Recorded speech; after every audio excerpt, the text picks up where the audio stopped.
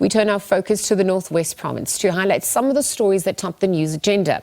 Prolonged electricity outages, water shortages, the rise in illegal mining, and elections were a highlight. And who can forget the bestowing of an honorary doctorate on Springbok coach Rassie Erasmus by the Northwest University. So journalists and video journalists crisscrossed the Northwest this year to ensure that everyone stayed informed. And these are the stories that made an impact for them this year.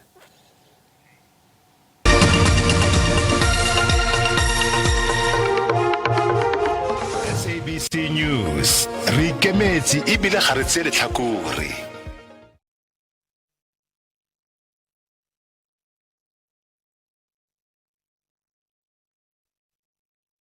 This story is about Setswana culture and traditional music, as well as different types of traditional music dances. So what I love about this story is that I personally got an opportunity to learn about different ways of respecting our tradition, and got an opportunity to get advices from people who have been around for, quite a long time, who taught us about different ways of respecting our tradition. And I also love this story because through it, I had an opportunity to teach people out there about different types of Setswana traditional music dance, such as setapa, tsutsube, and many other traditional music dance types that we have in Setswana. I also had an opportunity to learn personally whilst teaching others out there. This is something that you do not see every day on your TV screens. This is something that through this story you got to learn that there are different ways of doing things in Setswana. Batswana celebrate themselves this way. When they are crying, they sing, they dance. When they are happy, they sing, they dance, in respecting their own culture.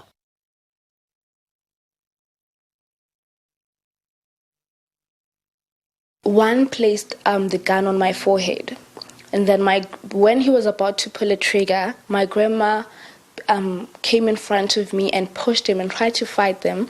Unfortunately, they shot her at her heart, and then the bullet went out through her neck, and then I don't know how, but it went in through my right chest and it went in and out. So this particular story touched my heart because it's normally things that we see in movies. It's not things that happen in your day-to-day life. The way she explained it, I could see the tears in her eyes when she was explaining the story.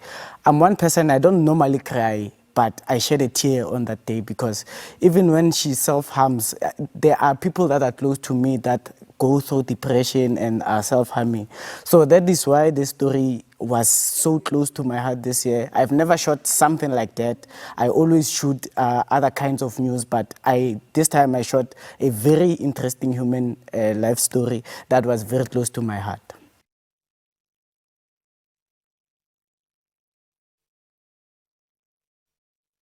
This story is about a 17-year-old from a local secondary school who had to drop out on allegations of sexual harassment by the teacher. It's a very, very touching story. As you remember that the former President Nelson Mandela said, education is one of the powerful weapons to end poverty.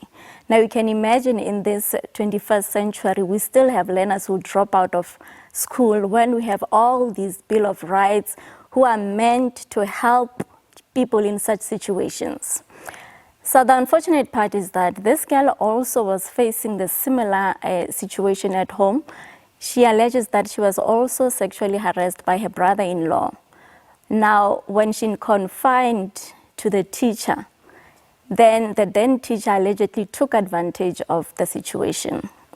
It touched my heart because it meant that the parents were failing her, but also the country was failing her. There was no one to tell her story. After the story broke, on social media, we had reactions of former learners from the same school alleging the same allegations against the same teacher.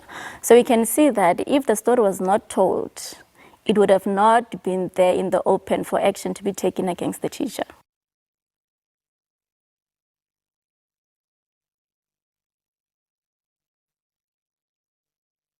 This particular story touched me by the way the system had failed this young girl. She was subjected to secondary victimization where she ultimately left school. The allegation that she leveled against the teacher, against the principal, and against the sub-district manager. It shows that there are people out there who are hand-belled to protect those that they feel that needs to be protected. However, they failed her. She dropped out of school, but at least she summoned the strength to return back to school to write her final examinations.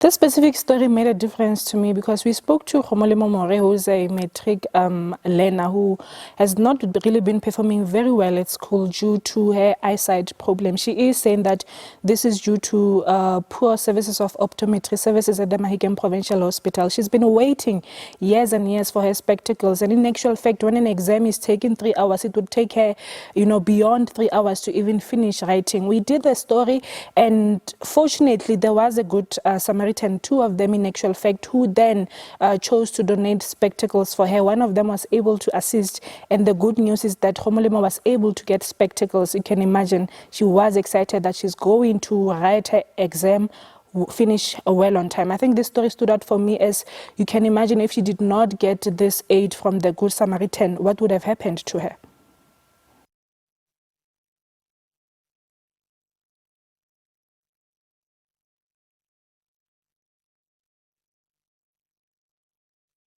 When I saw your story on SABC, I cut off the program I was having and come here because it's a program for the whole country. But I decided that let me go there because the problem has been raised publicly by SABC and solve that problem. This story indeed really touched me after I received some calls from community members in Khanyesa. Then I decided to go there and see the situation for myself. And yes, indeed, I found that some grannies there and the young people there, they are unable to get IDs. Parents are unable to get IDs. So it was a mess. Then I decided to tell this story in order for the government to come and assist these people because they were saying that they've been going from pillar to post without any assistance. And indeed, a week later, former Minister of Home Affairs, Dr. Aaron Motswaledi, visited the area and he managed to assist those families that couldn't get birth certificates as well as the ID. And I'm glad indeed that at least at the end of this year, I will know that I made a difference to somebody else there out there who couldn't get assistance from the government.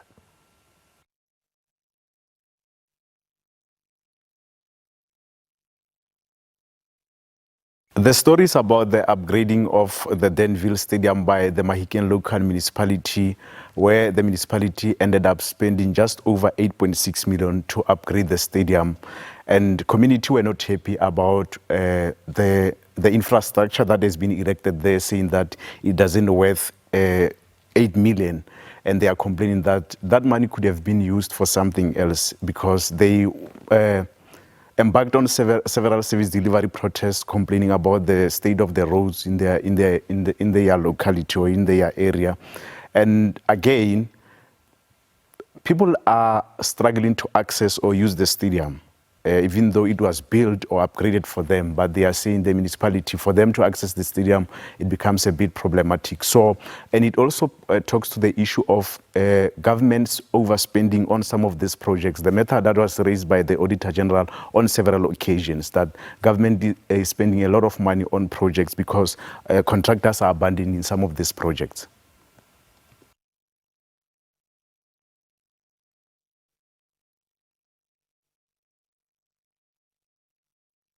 The story is about a young man in Mahikeng who collects waste material in some parts of areas in Mahikeng to maintain a healthy environment and hygiene. So in this story, the young man made effort to do his business because of he's seen that the Mahikeng town is very dirty. So he put all efforts to create this business. And every Tuesday, he collects waste material, and all the residents that are benefiting from his services provide him with a monthly stipend. So this story stood up for me because it's good to see young people to transform frustration into solution. He also created job opportunities for young people in Mahikeng like him. So we all know that in our country, the unemployment rate is very high and our province is leading. It's good to see young people to not wait for government to create job opportunities for them. So that's why this story stood up for me.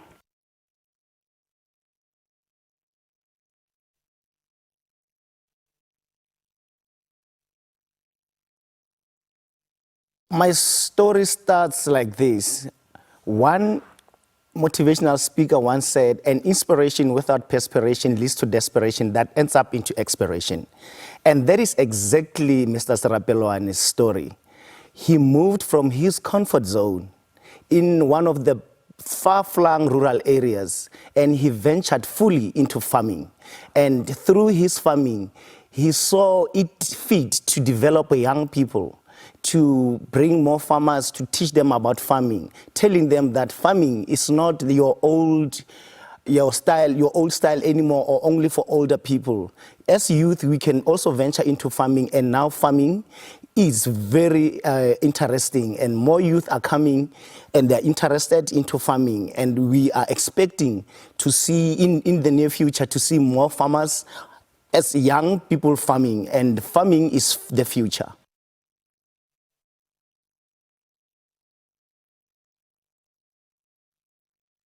Well, the story that stood up for me, it was about the Zamazamas. So it's illegal mining. So it had an impact on me because when we got to the story, there were about over 300 miners, illegal miners, known as Zamazamas. So actually they were living underground, and it hurt me because of they were like young people, the teenagers, maybe over the age. Some of them were 15, 14, and they were telling us like they've been underground for 3 months. So imagine being underground 3 months without being able to to get that sunlight. I mean, like, we all need it at the end of the day. Yeah. So this story is very, very, very sad for me. There was this one guy who managed to escape. He said he was surviving with only Colgate and also a toilet paper. Imagine, how can you survive eating those two things? Because there was this Vala Umgoti from the SAPS, so they blocked all the entrances and the exit of these illegal mines, so they couldn't go out. One guy that we spoke with, he said, like, when he left there, the one that I was talking about who escaped, there were about 42 who died there. And we got the number that all over 10,000, and he said, no, that number is way too less. There are millions, like a lot of them there, and they are trapped.